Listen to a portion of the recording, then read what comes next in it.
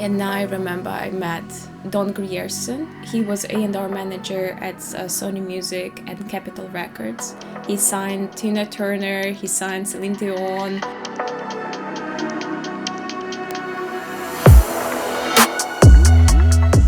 Ukraine is such a limit, especially for women. It's like, no one takes you seriously. Oh, pretty girl.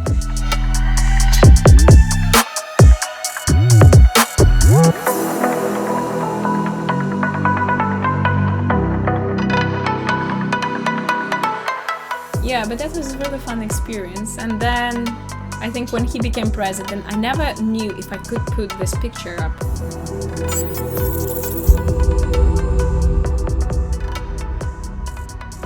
Hey guys, welcome to another podcast. Today we are on podcast episode number 2.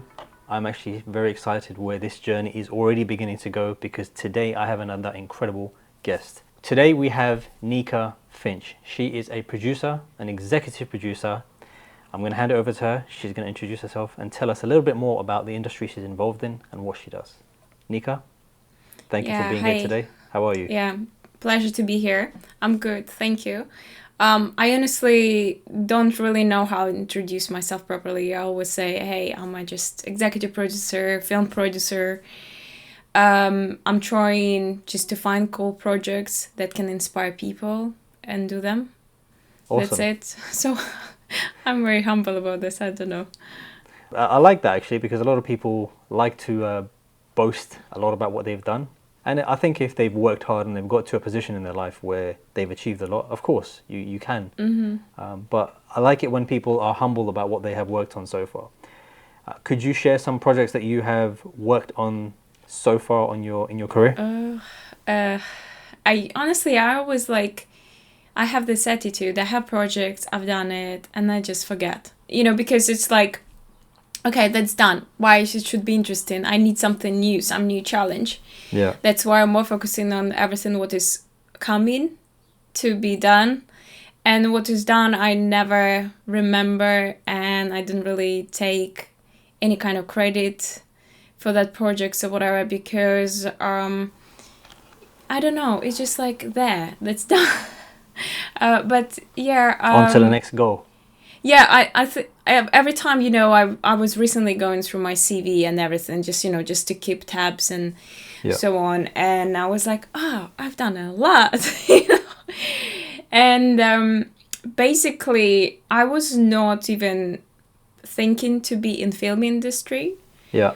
Since I was teenager, I was surrounded by musicians, and I always wanted to work with musicians, to help musicians to become successful, because, sometimes people who help musicians to become successful or manage musicians, that people who has no talent. I can sing, I can't play any musical instrument, so I decided I want to be with them, I want to hang out with creative people, so maybe I just will be there for them and help them.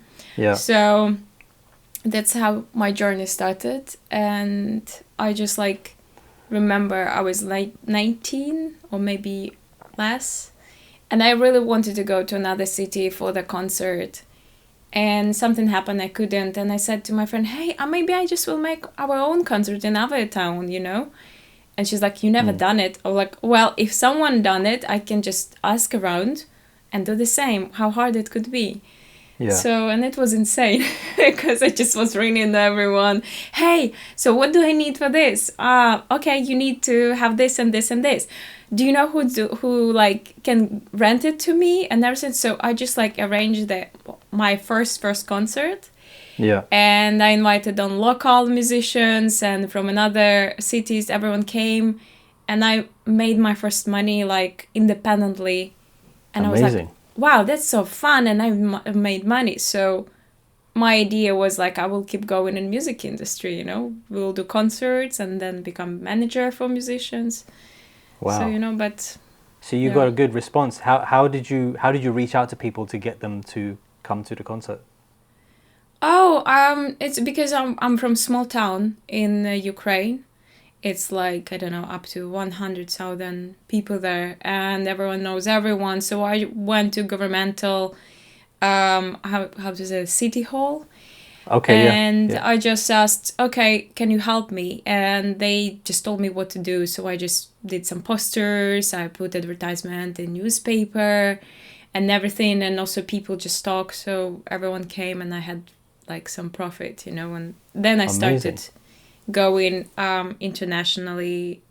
After I've done some festivals, I started taking some bands from Russia, from Ukraine for European tours. So when I already was 2021, I was touring with musicians for months in Europe. So yeah.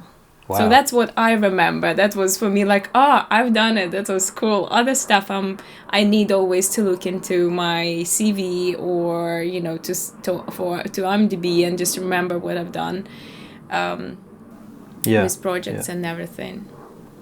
So how did that translate to transitioning into the film industry? Yeah, so I already was working in Ukraine when I was 23 on record label in Ukraine. I was working with some kind of musicians from X Factor and Voice and everything.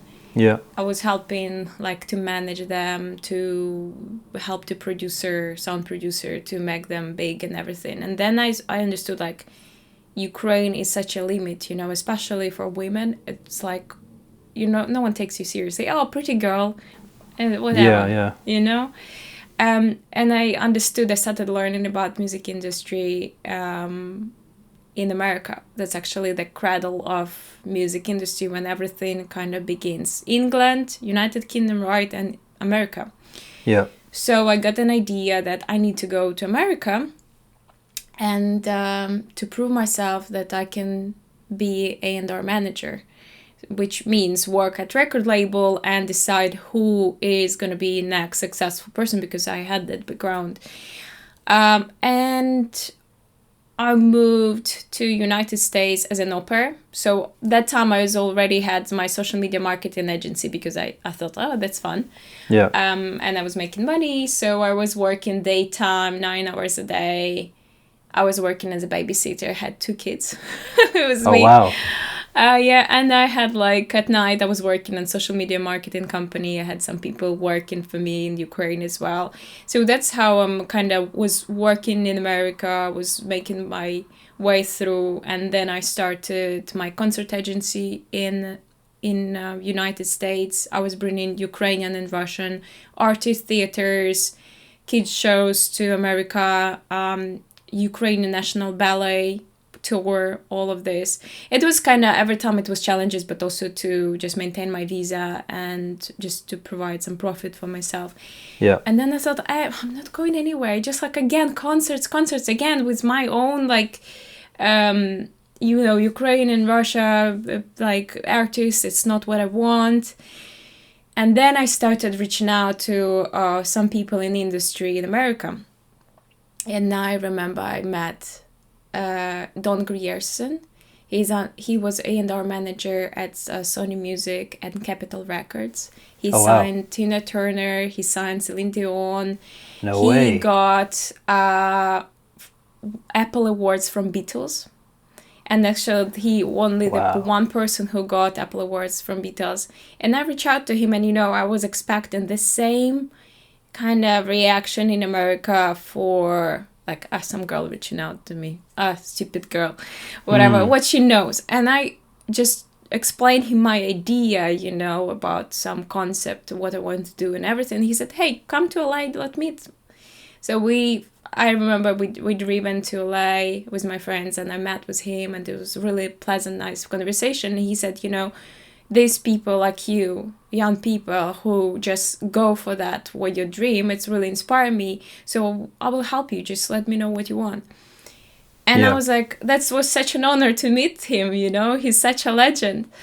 And he was really kind and nice. So I took him as a mentor for myself.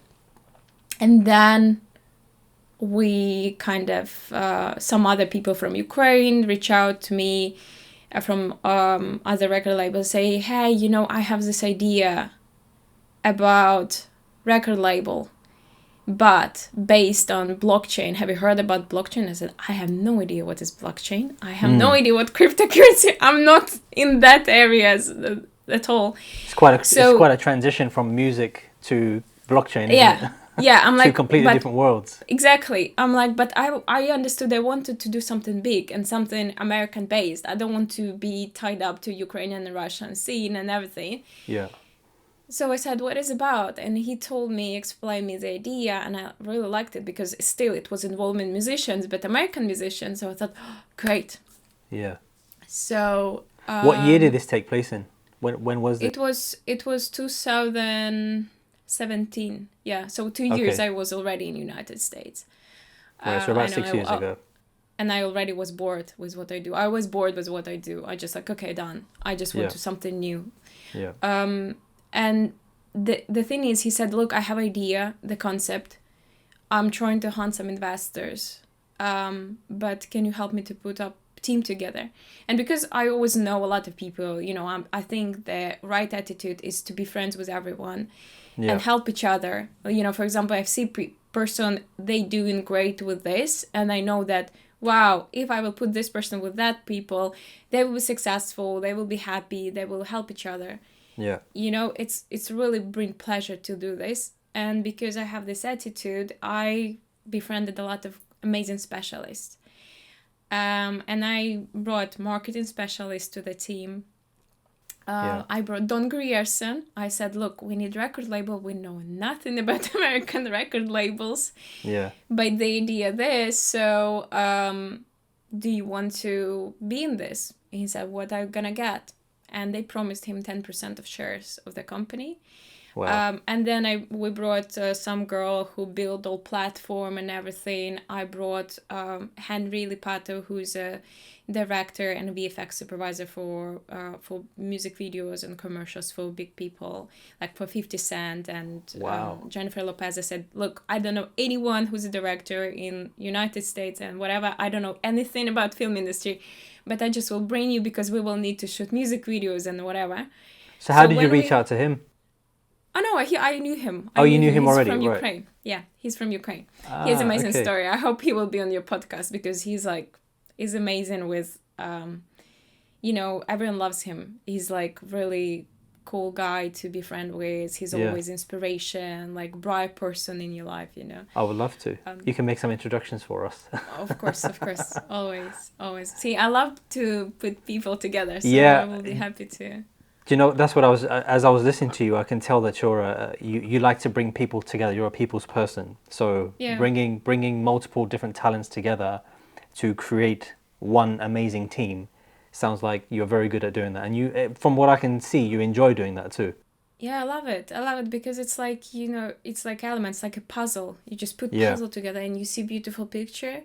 Yeah. But if you don't have right puzzle, you never will make that picture. So I think that's the whole concept of my need to have, like for the concerts, it's the same. You bring people or bring things together, elements, and you have amazing concert and you see people enjoying, and that's it. You're there on big stage and you're like, I've done it. People happy.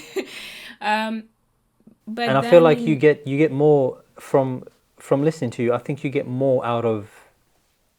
It's not the financial aspect that you get more out of it. I think you get a buzz out of putting the people together and seeing what they have achieved is what gives you your happiness. Yeah. Am I right in saying that? Yeah, I think so. You know, like money never was a question for me. Yeah, I was like, okay, if I will have some money, it would be nice.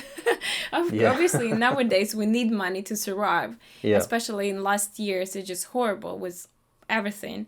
Yeah. So I needed to work on that so much because I was like, oh, cool project, I can work on that even for free. But I needed to change that because at the end of the day, we need to pay bills, and that's what comes together. And of course, no matter how fun project could be, but if it doesn't bring money, so you need to be a little bit strict. And that's what made me think a lot about financial. And then I went into financial industry as well. Like, I mean, finance and films and whatever. Yeah. And I understood the whole concept. I mean, in any business, you understand the concept that you have things to spend, you need to recoup and make some profit so you can invest in other projects, right? So doing concert tours, I already knew this, social media marketing agency, I knew this. But if it's fun, you treat it as a hobby. Like, oh, that's a fun project, let's just have fun. But then you understand the wait a minute, I need to be strict. I can be friends with everyone. I need sometimes to be that person that say no or says that I'm sorry, you can't work with us because, I mean, we need someone more skilled, and that's a little bit bummer, if I will be honest. So yeah, I think you get to a stage when you do know a lot of people, and then eventually those people can start to take advantage of you. And then, like you said, that's when you've got to be strict. And I'm sure you've had your fair share of that, which, you know, we can discuss as well.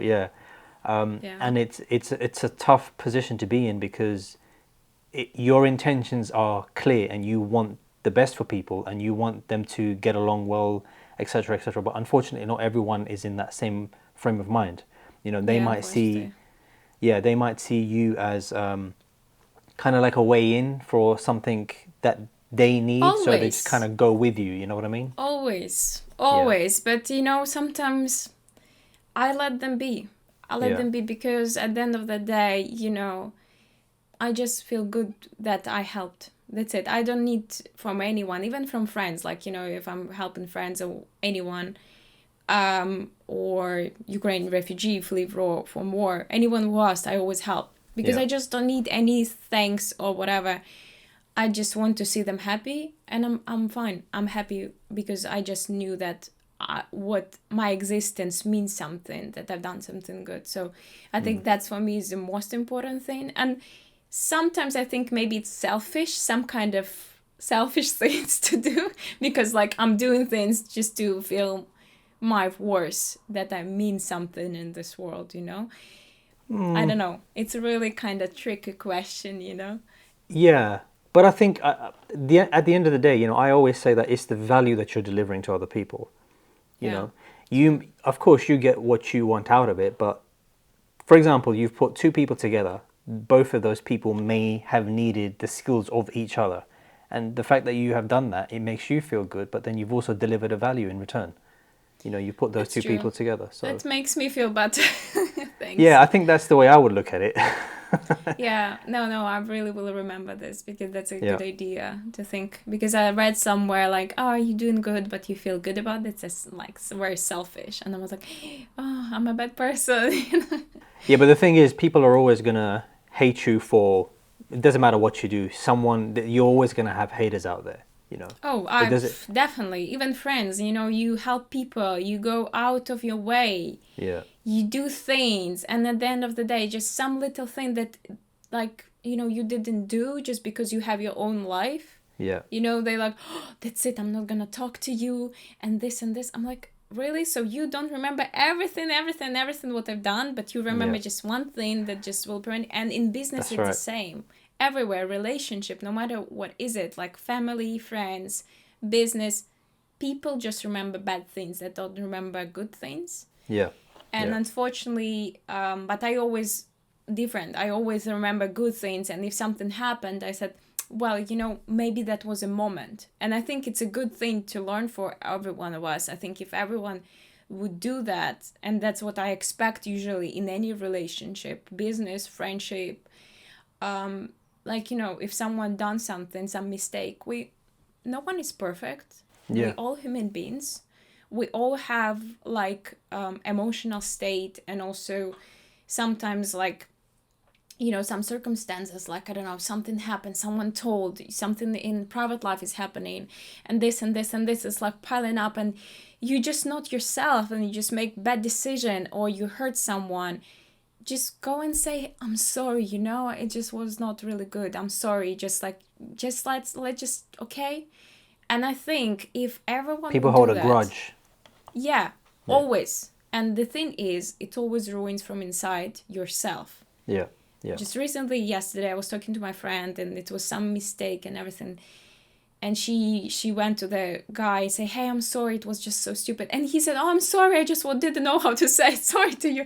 And it was just their friends, you know. But as So she said, they were waiting for the other person to say it to them. yeah, but Yeah. and she, because he didn't know how to approach her and everything. And she said, Yeah. you know what, I just like feel so good because you wanted to say sorry and I said sorry. I said, Yeah. see, it's so good just to forgive everyone and forgive yourself. Sometimes we don't forgive ourselves for some mistakes.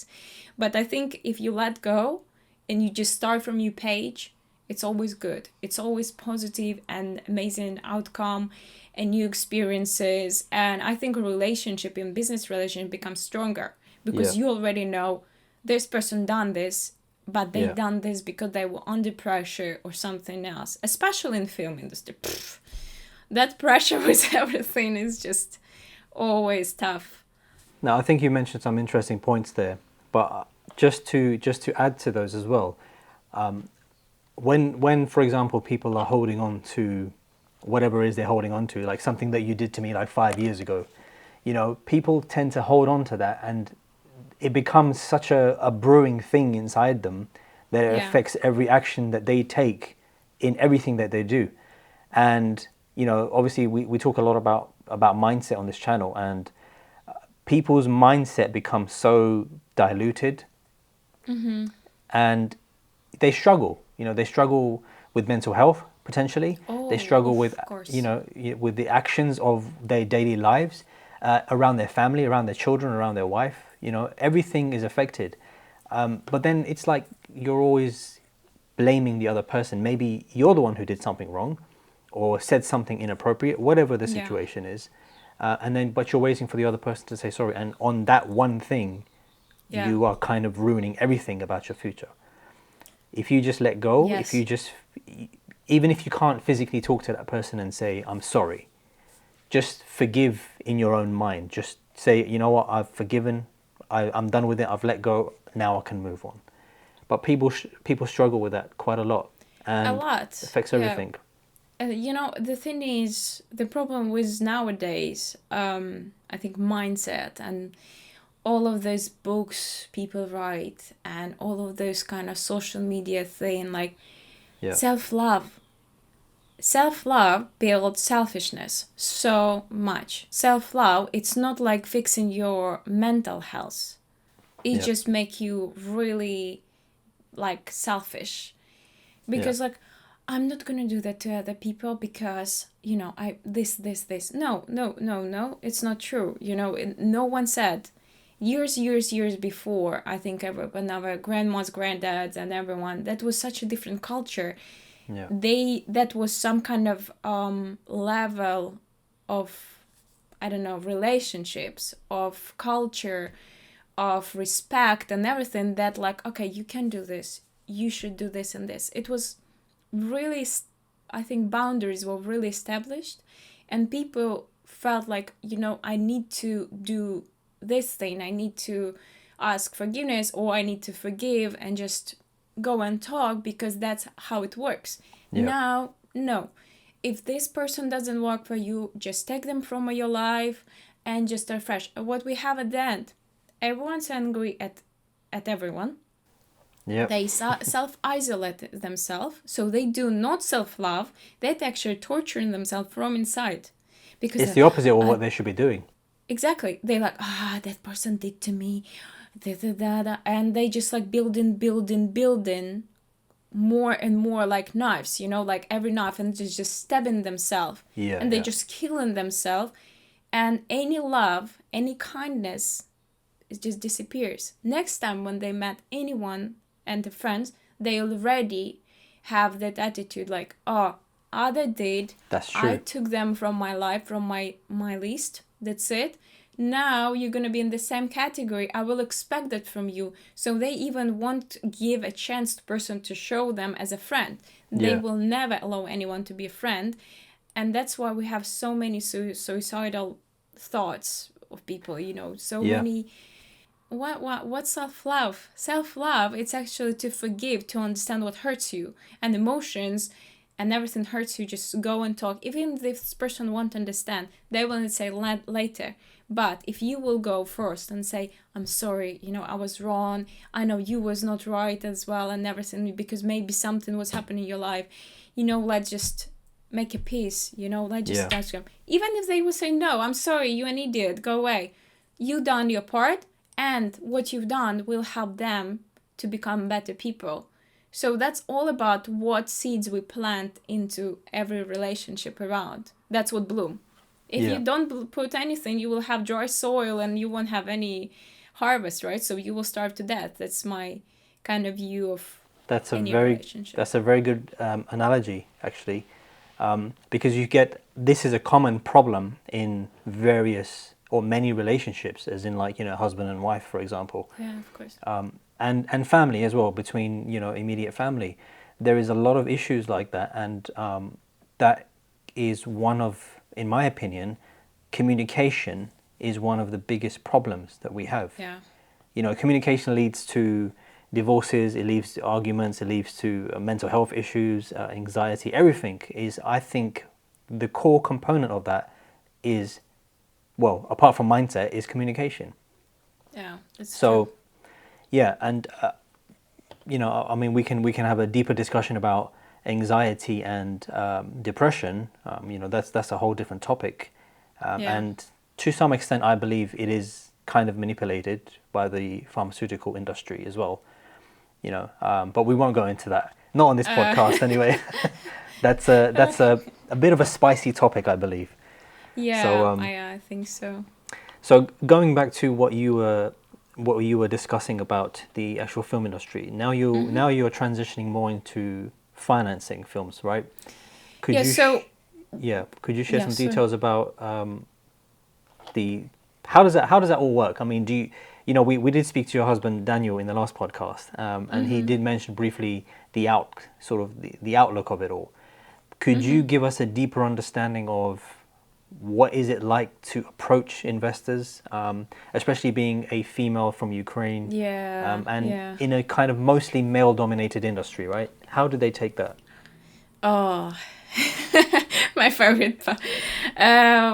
So I told you that I started working with this cryptocurrency platform and everything. It was fun and cool, and I started exploring that. Oh, that's another side. Film industry and everything. So I started doing music videos. I went to online film school, which was nice, but really you don't learn anything in schools and universities for film. You learn on set. Yeah. But because my background was always business, I always was surrounded by people who make decisions, who knows people with money, who knows someone else or whatever.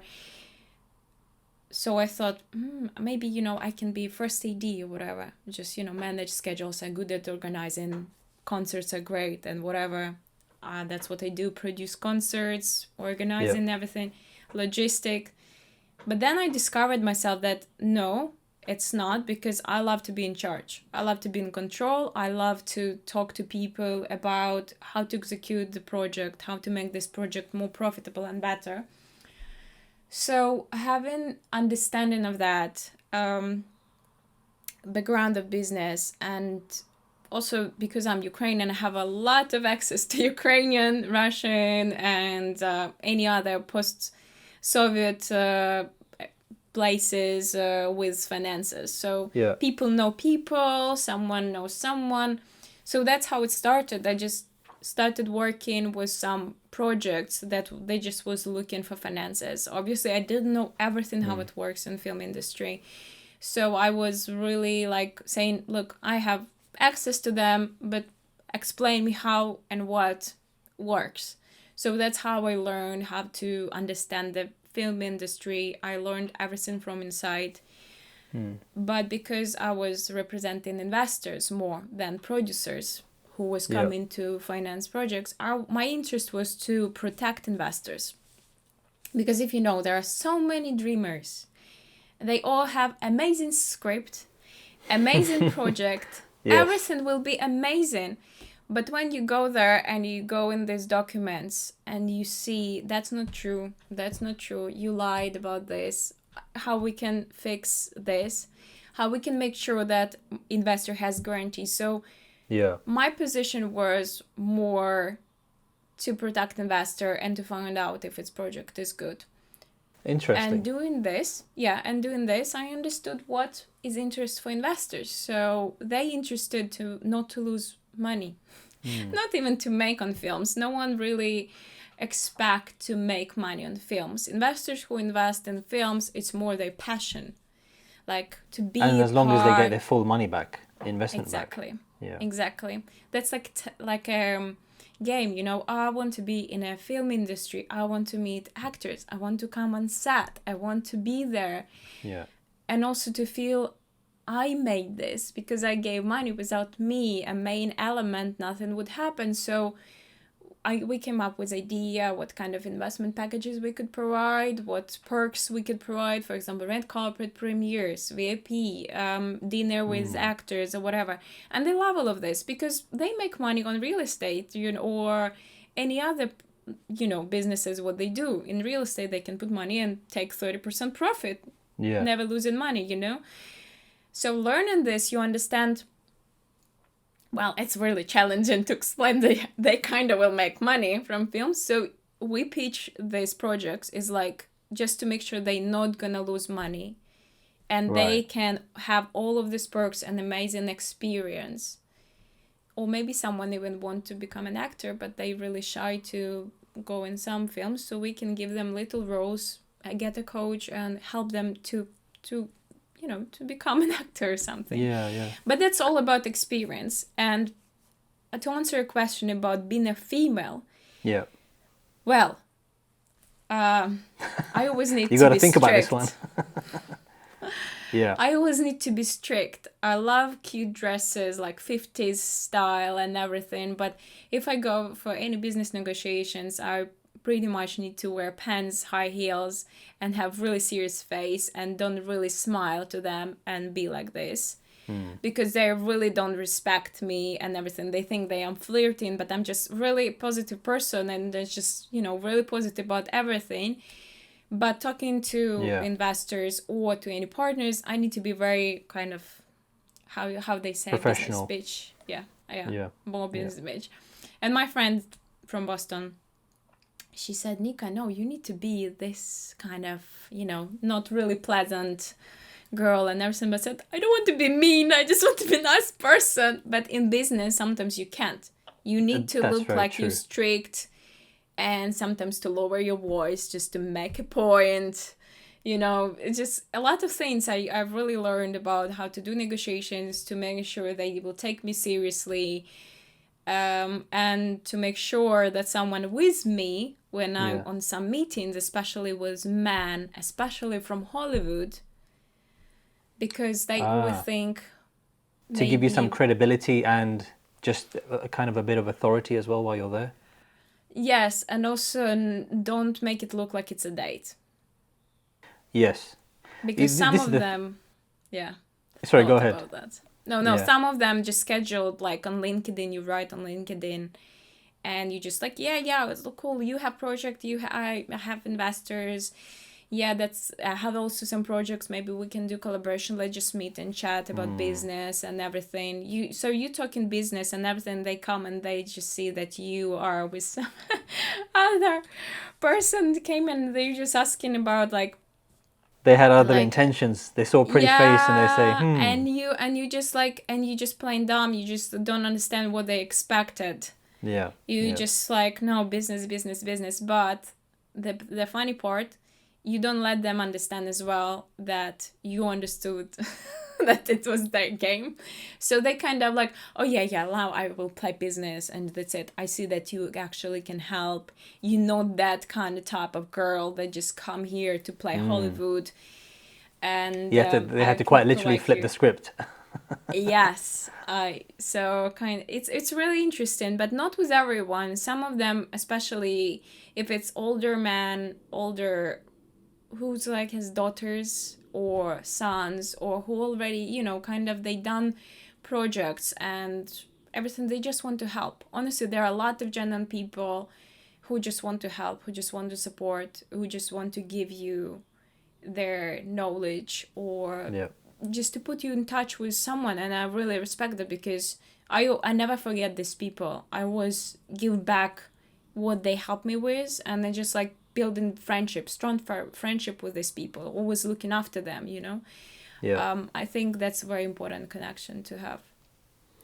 No, it is. It is. But like you said, unfortunately, with certain people, you do have to filter them out.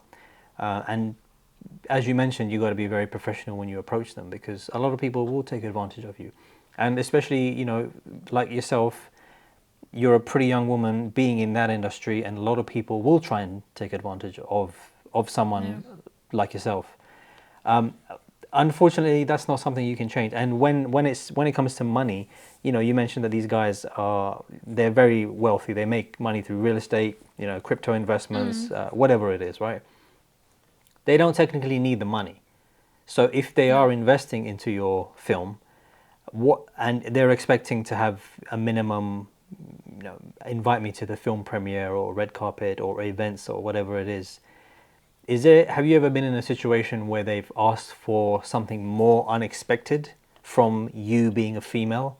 Has anyone tried to take advantage of you being a female? Oh no, because on the first meeting or negotiations, they kind of understand that's what we're not for. But Fine. also, what I do, I get other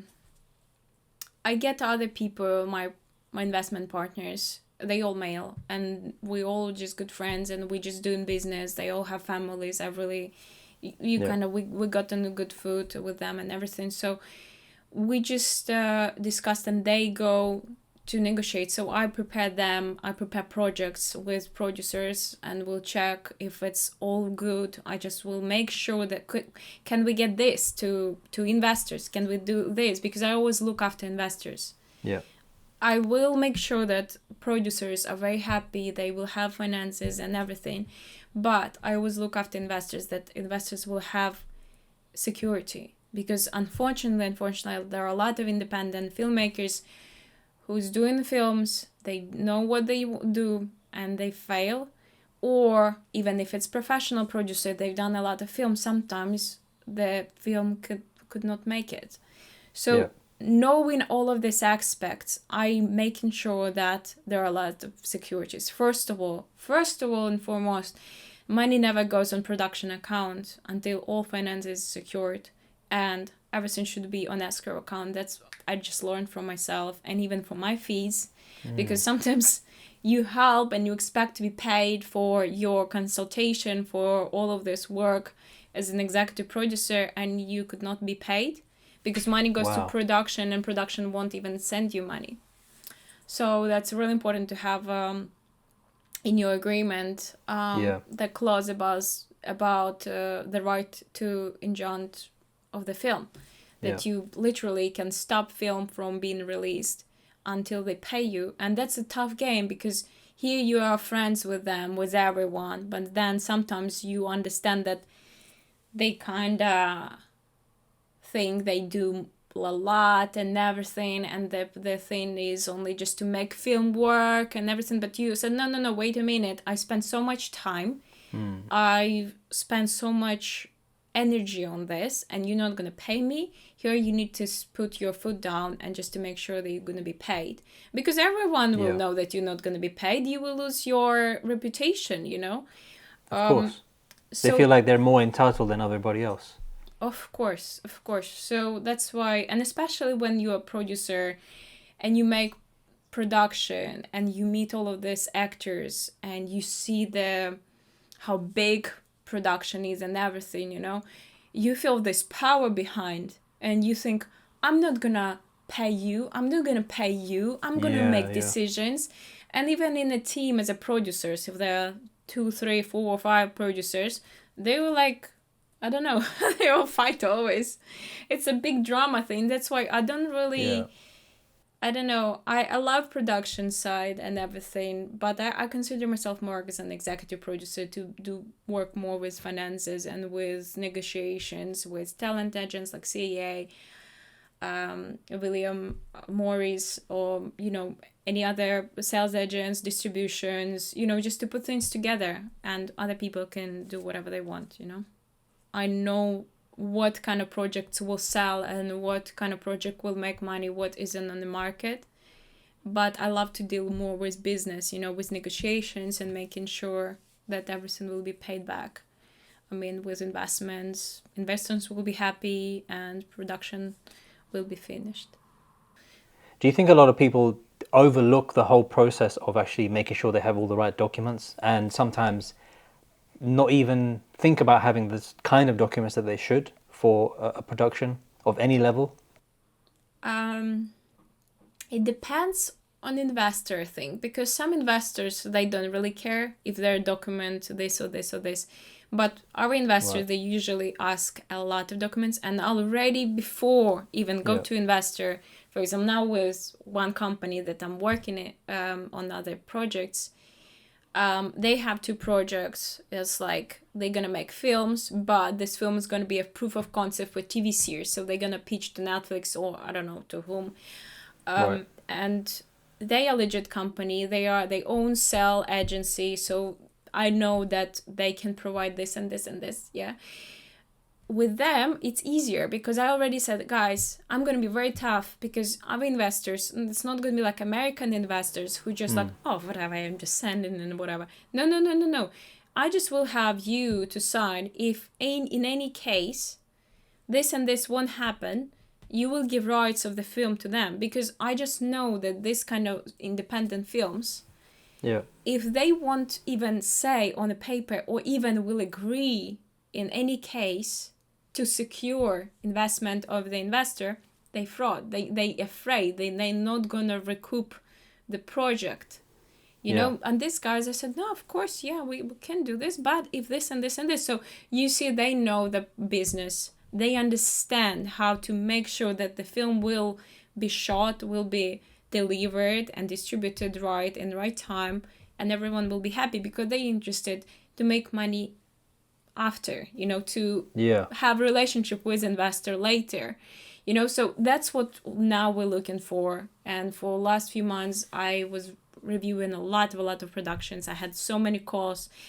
And unfortunately, a lot of them, they're just dreamers. A lot of them, they never done any film, but they're just dreamers. And somehow they have cast attached or someone they know from industry who helps them. But unfortunately, that's not enough for investors. So, I've worked with a couple of people in the past as well. It's incredibly funny to see upcoming sort of filmmakers and directors.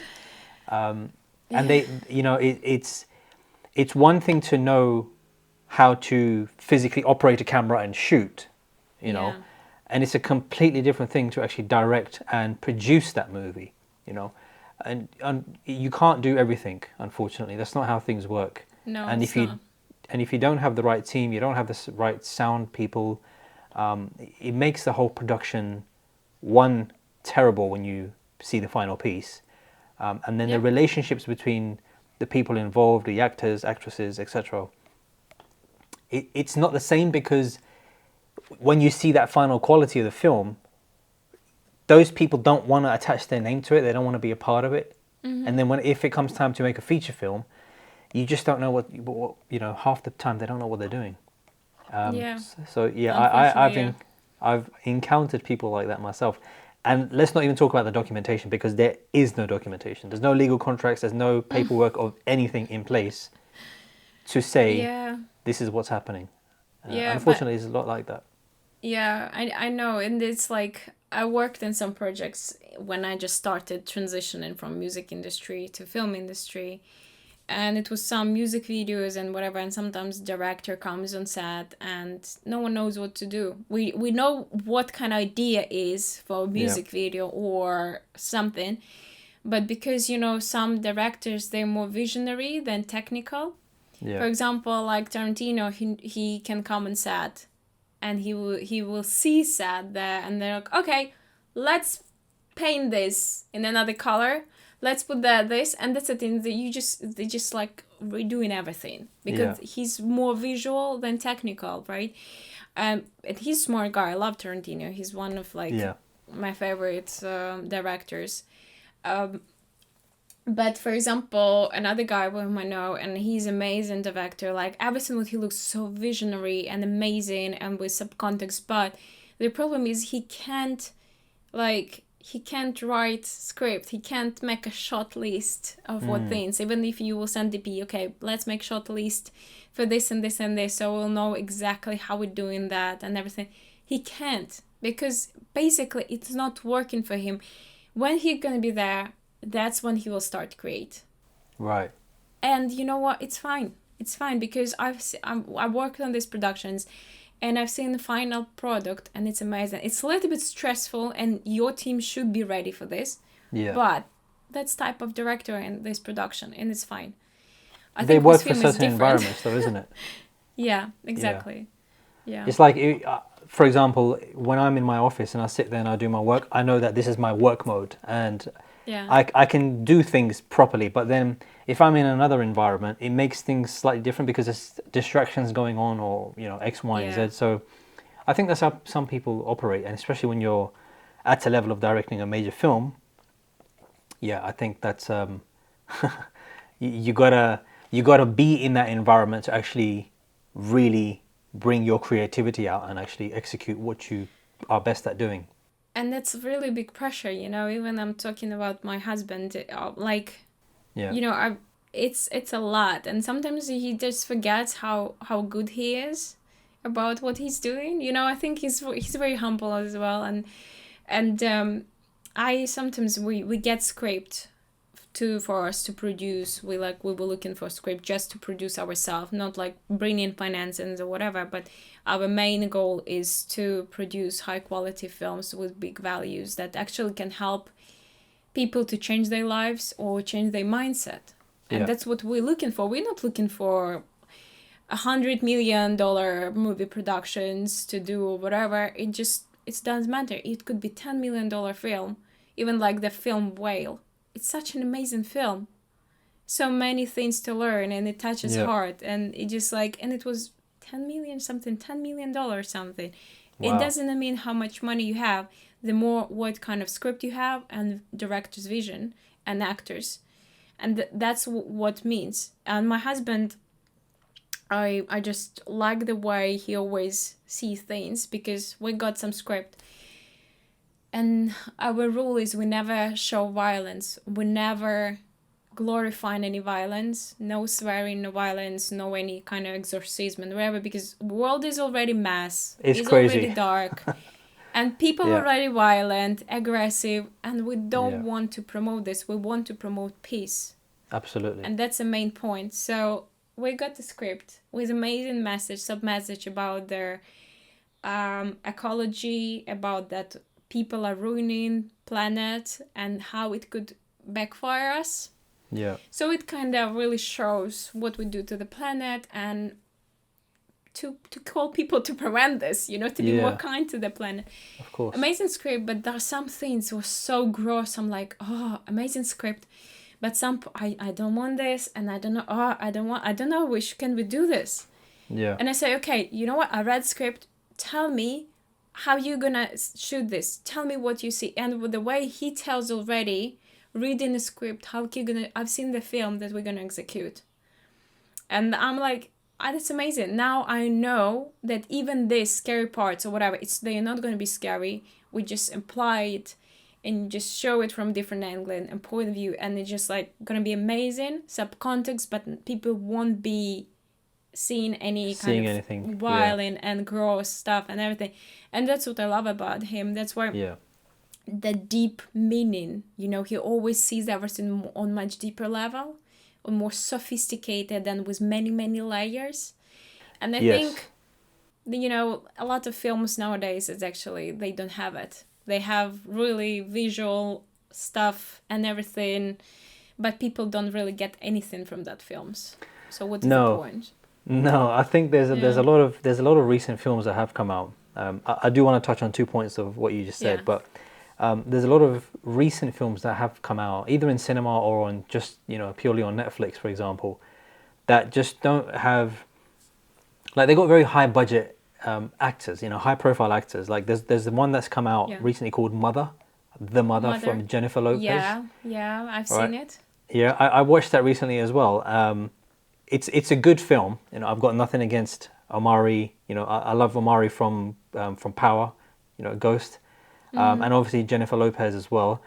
And you know, there's various other characters in it. I've got nothing against any of them, but I feel like there was no real story behind that film. It just didn't feel like it was as, I don't know what the budget was, but I feel like the film could have been better. The production, I feel, wasn't as great as it could have been if maybe there was an increase in budget, or maybe the script or the story wasn't as interesting. So it almost feels like, you know, they say Hollywood's running out of ideas, right? Because they keep on making Yeah. old films like a modern interpretation of them, you know, and things like that. But the point I'm trying to make is, do you feel like there's a lot of films now that are just worth watching because of the budget that's been going into them in terms of the production and hiring the right sort of people, etc., etc.? I don't think budget really means a lot. Honestly, like for big budget, you can get more expensive stuff, right? You can Yeah. like get high quality crew. You can get, I don't know, expensive locations, or of course, expensive actors. Because nowadays, actors don't really want to play in any kind of cheap movies or whatever. But, you know, like if you will just take the same film that was shot for $100 million, and you Yeah. just will get good quality crew, but much cheaper. Yeah. Not like, I mean, established names and everything and whatever.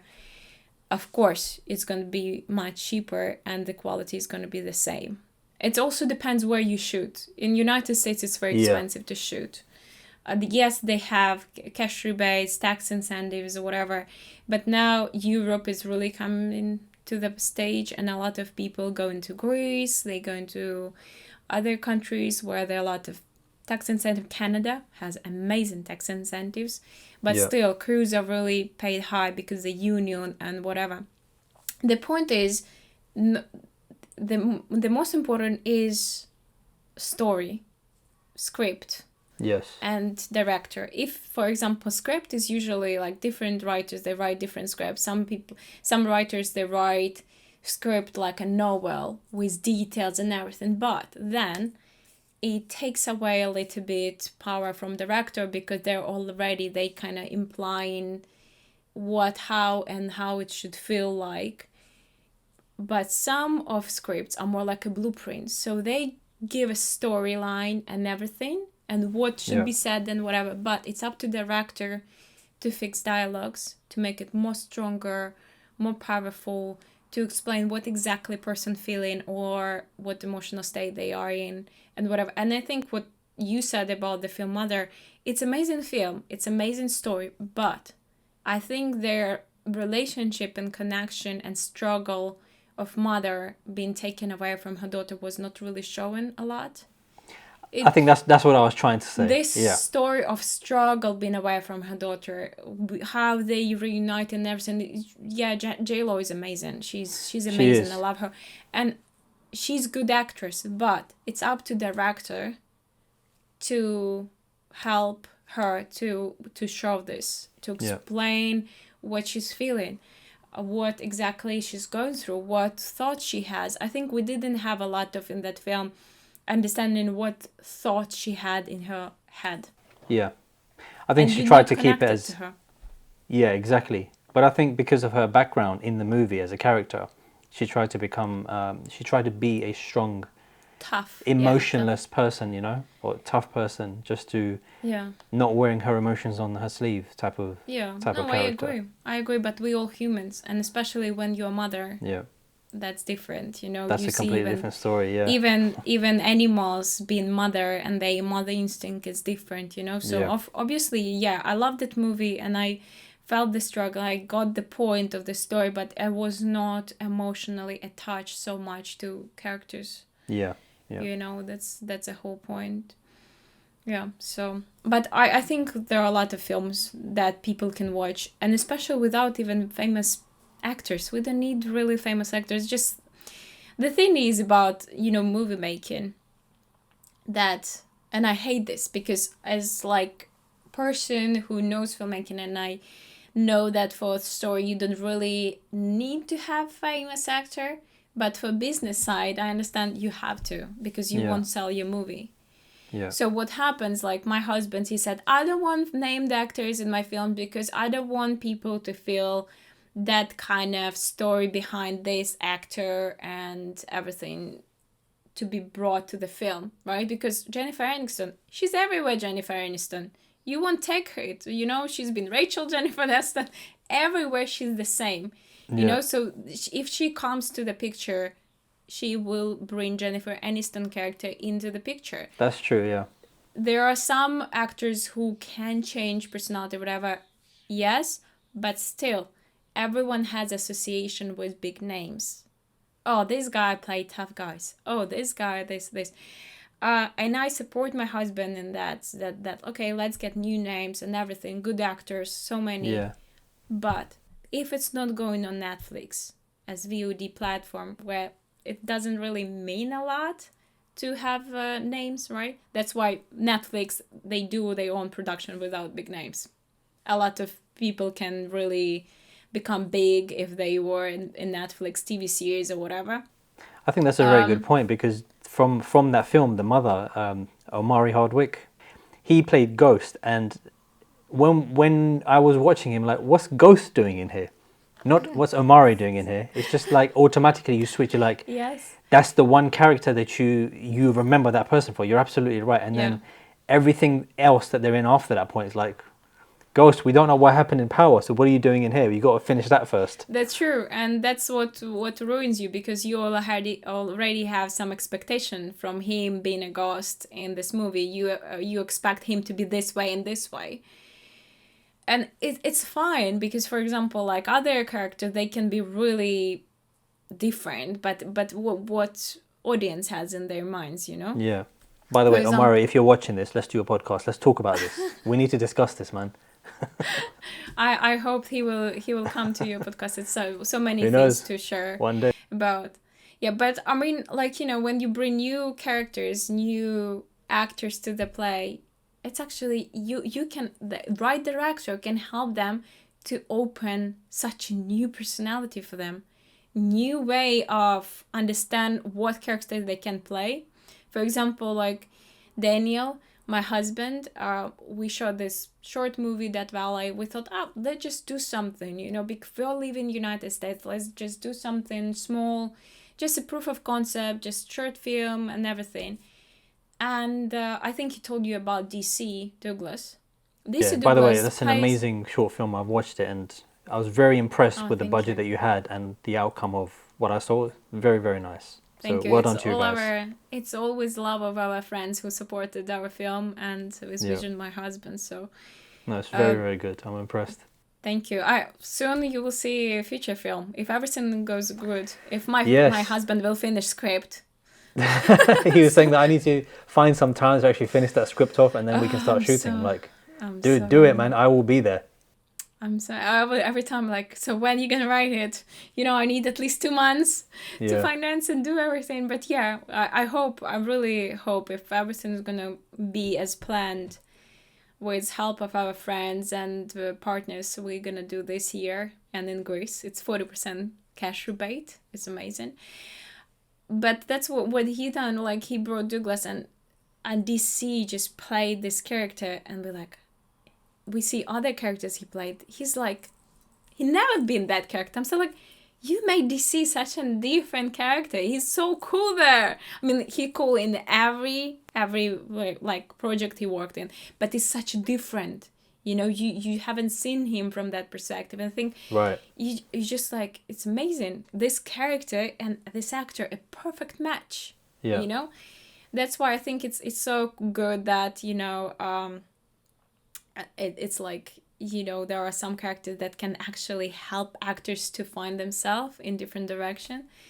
But not many people can. Not many actors can do that. Like, if they played one role, sometimes they find it very hard to switch to another role for another movie, and then another role for the 4, 5, 6 movies down the line. because they're Of so course. encompassed in that character that they've got. Especially if it's like a trilogy, you know, Yeah. there's three films or whatever. You end up calling them like Neo from the Matrix, and then now you got John Wick. You know, he played John Yeah. Wick as well. So It's kind of, yeah, it's a similar vibe, yeah. yeah, So yeah, some people, you know, they have, how to say that, some films can be blessing but also curse. Because you play and everyone remembers you as Ross from Friends. And you're yes, forever going to be Ross exactly. from Friends. And if, like, for example, It's a very short career, isn't it? you just see him and you're like, Ross from Friends, now a lawyer.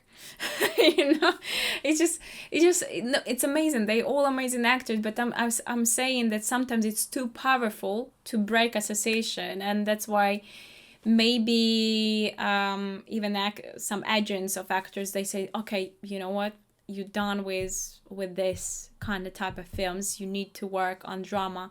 And sometimes it's a good direction, but some actors only good with certain characters, and they just should stay with that stereotype and never go in drama or rom-coms or something else. So It's true. it's It's like really, Arnold Schwarzenegger going from an action film to like a romantic film. It just doesn't have the same vibe. yeah, he's good with comedies and he's good with action films, but he's not like, you can see him as romantic comedies and Exactly, drama yeah. or something, right? So, and he's a good guy. He understands that. He got his type of character. He knows what he can play, and that's it. I really respect that actors who know what they can do, because some actors, they think they can do everything, especially, you know, they self-direct sometimes on set, which is really big problem for directors as well. We touched on that earlier, isn't it? They want to be credible for everything that happens in the Always. production. always, yeah.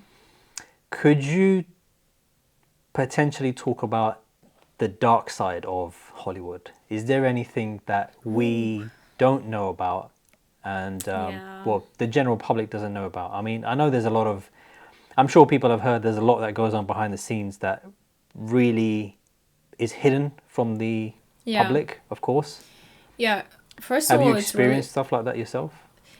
I kind of touched base of that, but I think I just heard, and I'm not going that way. Fine. I think the really big things are happening now with Netflix, and just recently my friend told that his friends in Netflix just getting fired like this. And everyone knows, if you're right in touch with someone from Netflix, Yeah. next thing what is gonna happen, this person not working there, and you talk to other content acquisition agent or whatever. Wow. And it's just like all the time, just replacing people all the time, and that's really. Interesting. I'm not gonna go in details deep. I think it's kind of like gossip type, you know, because if I don't have facts to show, I know people who've been there and experienced, but I just don't want to make it bad. But I think what now it happens, it's again, film industry goes back to monopoly. So in the first time when the Hollywood started taking off, it was like 5 biggest companies, right? Like Warner Brothers and whatever, Universal and others, but Paramount, yeah. So what happened? They had their own theaters and they had their own production. So they were producing, everyone, actors and everyone was on payroll in studio. They were producing stuff and they were selling their own theaters. Yeah. Which means they were controlling everything.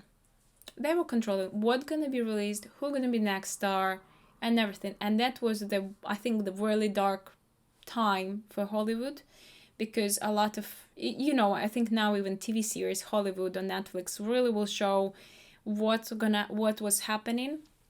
Yeah. And it's really gross, and I think it was really given a lot of power to these executives to control everything. So then a lot of independent filmmakers, they couldn't make it. They never could shine through all of that studios. So what happened in the United States, they said, no, now you own theaters or you are doing production. So that's you can sell 2 theaters, but you can't own TV theaters and show your own stuff. So it's like should be broken in pieces, right? Everyone doing their own bit. Now what happened after pandemic? All VOD platforms coming up. Exactly, yeah. What happening? Exactly the same. They have crew. They get their actors and whatever. They choose what to show and what to put on screens. What actors go in and everything. And that's again creates really hard time for independent filmmakers because again, you can't compete with Netflix production. Even if you want to have unnamed actor, amazing, brilliant, creative, and you made amazing film and you want to sell it to Netflix not gonna pay you enough. He just will pay you just for your expenses in a good way, or just will license and you're never gonna recoup your film. But there are good deals as well. I'm not gonna say that only bad deals. Or you can go to distribution to sell to different territories, you will recoup and everything, but your stuff won't be shown on Netflix. So it's kind of Right. a thing, you know, what people go. Do they go to theaters? Do they see these films on DVD or TV screens? It's kind of downside about, you know, who you are and which level you are, whom you're friends with in Hollywood. It's always been like that, right? If you know someone, you have access somewhere, but still your stuff should be really good. What dark side is happening again, and some actress really was talking about that, and she quit Hollywood and everything. That exactly, she was young pretty girl and she came with really big bright dreams to Hollywood. She made it, she became very big and everything, but she could go further. She could become really famous actress. She had all potential. She's very beautiful, very talented. But again, you know, agents sign her to go and just, you know, to some kind of meeting. And she comes and it's just like, you know, meeting with some producer or whatever in some studio. And it's actually a date. And, you know, you say no, and of course you're not going to get part, which means that person will block everything for you. And you're not going to be hired by any productions or whatever. And your agent knew about this because they're like, okay, whatever, I will make money from that film, you know? And this what happens in Hollywood for a long time and still happening. That's why, you know, it's really tricky. It's not happens to everyone, but it's still happening. So I think that's why it's a little bit scary sometimes for young women and men. I'm not saying it's only women. But the that's entertainment what, like, industry in general is quite like that, isn't it? In music industry as well. Oh, everywhere. I think it's just happening behind the scenes and all this is just gross. But there are a lot of good people in film industry as well. A lot. Who just wants to help, who just see you amazing creative because they are there not just to make money. They're there because the film industry is passion. And that's what means for them the most, you know. They love their job, and that's why I think still everyone comes to film industry because they just trying to avoid that little roads around and just want to go hard way, but they will get there, you know, with the help of good friends. Amazing. Just a couple more things, I think, before we wrap up. I think you've delivered quite a lot of very interesting topics, and I think I was talking a lot. No, but this is the thing. I like to let the guests talk because, you know, you guys are the ones with the value that you are delivering. I'm just asking the questions. Hope so. We'll help someone. So I hope you guys are learning and taking value from what we're discussing so far. So you're from Ukraine, and I wanted to ask you, what is your mindset like now, considering, you know, what's been happening there over the past couple of years, the war that started? How has that shifted your mindset and how has that affected you in your daily activities? And, you know, is your workflow reduced? Is there certain days where you wish you were there supporting family? How has that happened for you? I think in the beginning, when it just started, the first 3 months, it was really tough because, we don't know if your parents, your family will survive there. That was very scary. My whole family there, my 2 brothers with their kids. My younger brother, he had that time when it started, his daughter was like 7 months or something old, and she fell or something, and she had a really big head operation. And she was just going through adjustments, so she was healing, and the war started. They needed to take her in the winter to the cellar with injured head, and that was very scary because it's just horrible. It was really, really scary. And my friends in subways in Kiev with cat, just going mad because I've been there with them all the time. Just, how are you? Are you alive? What's happening? How I can help? Just managing to find volunteers, to find how to deliver food or medicine to family or friends, to make sure if other friends can be in touch with your friends so they can help each other, because it was so dangerous. So I think my organizer or like organizing things skills and all of these logistic skills, I just used that just to be with them, not physically, but at least to give them some support. So it really affected me in that way. But because I'm a Christian and I'm always read Bible, I always know that all of these things what happen in the world, that's not from people, that's not from God, but from other side. And these things were foretold in the Bible, that at the last days everything would happen. It's a lot of even prophecies about exactly what's happening now in Ukraine. I was just really touched by that, and I think that helped me to stay sane. And I've never been nationalistic. I love my country, I love culture, but I never been nationalistic because I think that's what divides people.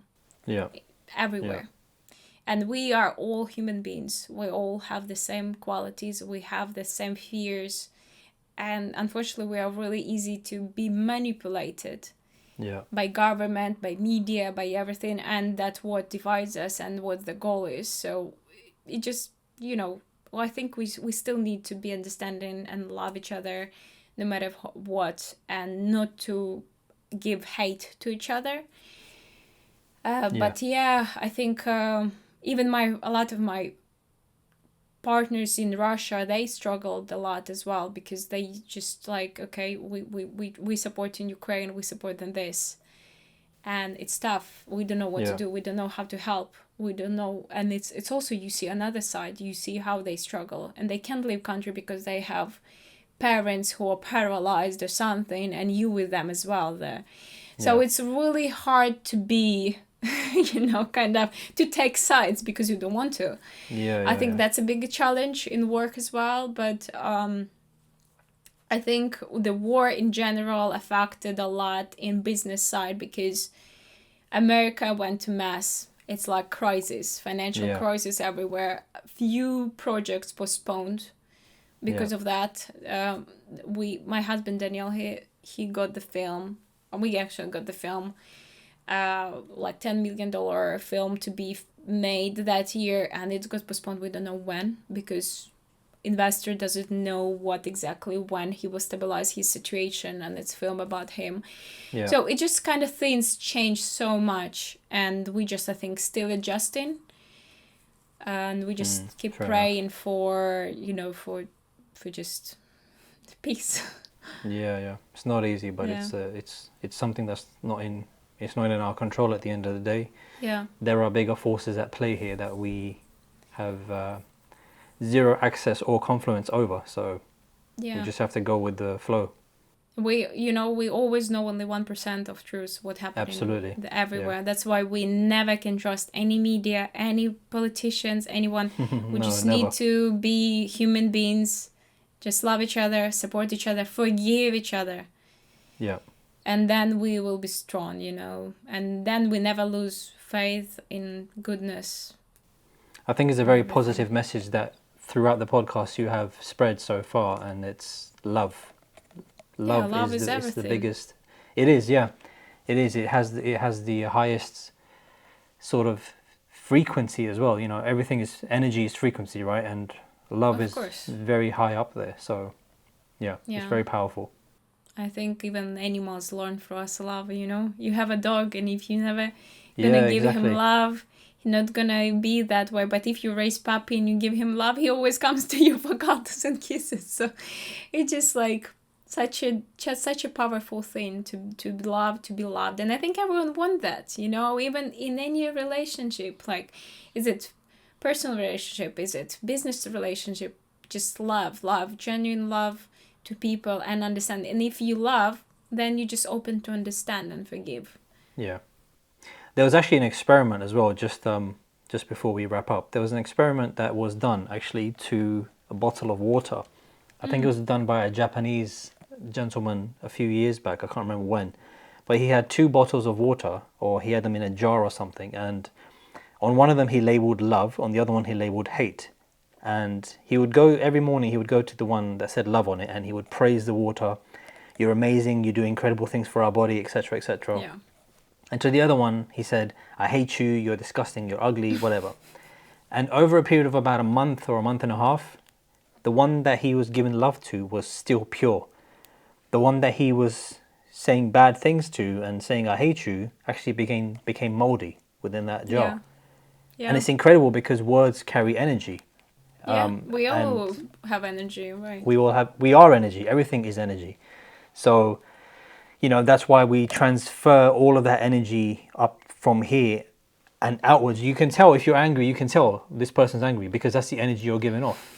If you're happy, you can tell you're happy. You know? I think So, if I'm angry, everyone feels that around because I'm just like, everyone just like feels, oh my goodness, you're angry or something. But that's true. Even plants, you Yeah. know, I have a lot of plants, and if you give them love and you talk even to them, you know, they always will be so happy and everything. yeah, And sure. it's just always the That's true true. thing. I wanted to ask you, you know, we were talking off camera earlier, and you mentioned that you met the current president of the United States. Oh yeah, he What was was that eating like? carrot from a set. Yeah, um, you know, I'm like, I never kind of in politics. I never know what is it, what, who. I knew Trump, I knew Obama, but whoever was vice president or whatever, I never knew. And that time was 2018, and I was working with Gorilla Wonders. Is a company in Silicon Valley. They are good friends Right. of mine. And Sean McCarthy, he was signed to me by a film school as my mentor. So what happened Okay. I was on set, and they were helping me to learn about producing, about everything. So I was working on them full on set and everything. And they said, oh, we have this amazing project. It's kind of health conference by JP Morgan in San Francisco. Every year they have it. Wow. In the center of the city. So we go there, and we kind of will have we will shoot some kind of, how to say that, interviews, which are kind of documentary things that we need to shoot and give it right away there, because we can't even hold any footage from that shoot there. So, and it's gonna be with CEO of 23andMe, and it's gonna be with Joe Biden. Everyone, oh, Joe Biden. I'm like, who is this guy? I was fresh. I just came to United States. I didn't know who is it. I'm so done with politics in my country, in Ukraine. Politics is like drama TV every day. Everyone talks about politics. I'm like, I can't take it anymore. That's why I'm moving out, you know? Yeah, yeah. And here, everyone is like, oh, if I will stay to him, can you take a picture? I'm like, oh, really? Who is it guy? When did And this I was happen? running 2018, I think, January. Was he wasn't president at the time, was he? No, he No, he was, wasn't, no. that time, he was ex-vice president. Ex-vice So- president. Interesting. Yes. So Interesting. because Trump came to the power, so Yes, yes. he was ex-vice president, but still everyone like, oh, talking. And then I'm like, couldn't bother even to check Google him. I'm like, okay, whatever, I'm done. I just doing with production, I He just seems to be can't somebody important, whatever. yeah. I honestly, because I worked a lot with musicians, with famous people, and in Ukraine and in state, I was like, okay, I don't have this thing. Oh my goodness, he's famous. I'm like, you wearing pants, you going toilet, you eating, you sleeping, you same as me. I don't care. You achieved your things. I will achieve mine. Great for you. So I have this attitude. I never kind of will faint from anyone. And I don't think everyone is special. I'm really proud for everyone. I'm really happy for everyone. But I will never take anyone like, oh my goodness. You don't put anyone on a pedestal, as they say. No, never. Yeah. Because we all people. Of course. We are all imperfect. So we all things the same. So so then I see this like importance. I understand that he's kind of more important than I thought. Because people with headsets running and checking room where they everything gonna happen, and we were in corridor. Our food were in corridor, like our snacks and everything, for crew. And everyone is checking everything, and I'm like, okay, that someone is important. And someone from JP Morgan came and like, is everything 30? Yeah, Mr. Joe Biden is coming and everything. I'm like, okay, cool. So I think I need to Google it. So I Googled on my phone. Oh no, he was vice president. It was Barack Obama. I'm like, oh, okay, great. Anyway, I didn't know anything about him. What should I be proud of? So he comes, he's like answering some questions and everything. That was fun. And then he comes out and he's just wandering in the corridor. He's just wandering there. Right. And he comes and he takes carrot for our food, crew food. He takes deep in the hummus and eating that. Wow. Our food. Because he can, he's president, right? Yeah, I'm like, but no, what I loved about this, that he is down to earth. He's not kind of like, give me my food, bring me my drinks. He's so chilled. Yeah. He was so chill. He's the coolest guy, man. And Amazing. He comes to us and he said, do you want a picture with me? We're like, of course. So I know who you are now, so sure. He took a selfie and I was like, I don't know. I think I needed to be very professional, but I'm me as well. Always like teenager, like, cool, Yeah, so it was really cool. He smiled and he snacked something else. We were like, oh, welcome. Yeah, you can snack whatever you want. I'm sure in your room you have more than our food. But that was a really fun experience. And then I think when he became president, I never knew if I could put this picture up on my social media because no, don't put.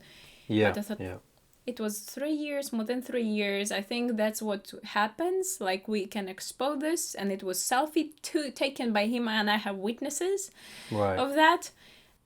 So yeah, when he became president, I put it on my social media, and I think my mom and my parents received, oh, your daughter met like president and everything. I'm like, okay, I don't know why people are so like amazed. That's an experience. It must be an experience for them, but you're, yeah, all right. It's just, he's just a normal cool guy like everybody he else. struggles a lot. I really feel sorry for his. Exactly. Yeah. So, yeah. It was well, nice. I think this has been a pretty in-depth and interesting podcast. Yeah. Is there anything else that you would like to add? Would you like to share something that could impact the younger generation in a positive way, maybe who are trying to follow your footsteps? What advice could you give them? Oh, I'm so bad with giving advices. Honestly, I think it's just good to be yourself always and not to follow anyone. Just be yourself, believe in yourself, always believe in yourself, because it's, for me, it was a rule. If someone is there and someone done it, you can do always the same. Yeah. You just can see what was done, how it was done, just get more information and just try to do yourself. And even if you fail, it's fine. It's a learning curve. You will know what is not good, because we all fail, always fail. And I think that's our university of life. I think that's the biggest diploma that we can ever get. It's just like, fail exams, do again, and we will learn it forever. It's So a journey. I think that's the best advice I think I can give it, because Amazing. other things will be too personal. Yeah, well, exactly. It's everyone's journey is different, so your experiences are never going to be the same as anyone else's, and vice versa. So, yeah. Nika, thank you so much. Where can people find you on social media? I'm going to put your links in the description as well. Instagram, Nika Finch. Instagram, that's it. I think Instagram is the easiest way to find. Or MDB, but I think Instagram is the easiest way. Brilliant. On any networking event, no one cares about business cards anymore. So no, no one uses that. I've got a digital one on my phone, but I don't even use that one. Me too. No one can be bothered. So I think Instagram is ruling. Brilliant. Yeah. Thank you so much. I appreciate you being on this podcast today. We've taken up about almost 2 hours of your time. I know you need to run. Thank you so much. It was a pleasure to share anything valuable. I hope something going to be valuable for anyone. But yeah, I hope so. Yeah, hope you guys have enjoyed it. Thank you so much for being here today. Guys, make sure you go and follow Nika on Instagram. I've put the Instagram link in the description below. Do follow this channel. Subscribe, make sure you like this video, share it as well with your friends. There's a lot of valuable lessons learnt here and the previous one if you are in the entertainment industry, and there are plenty more to come soon, so stay tuned for those. But for now, take care.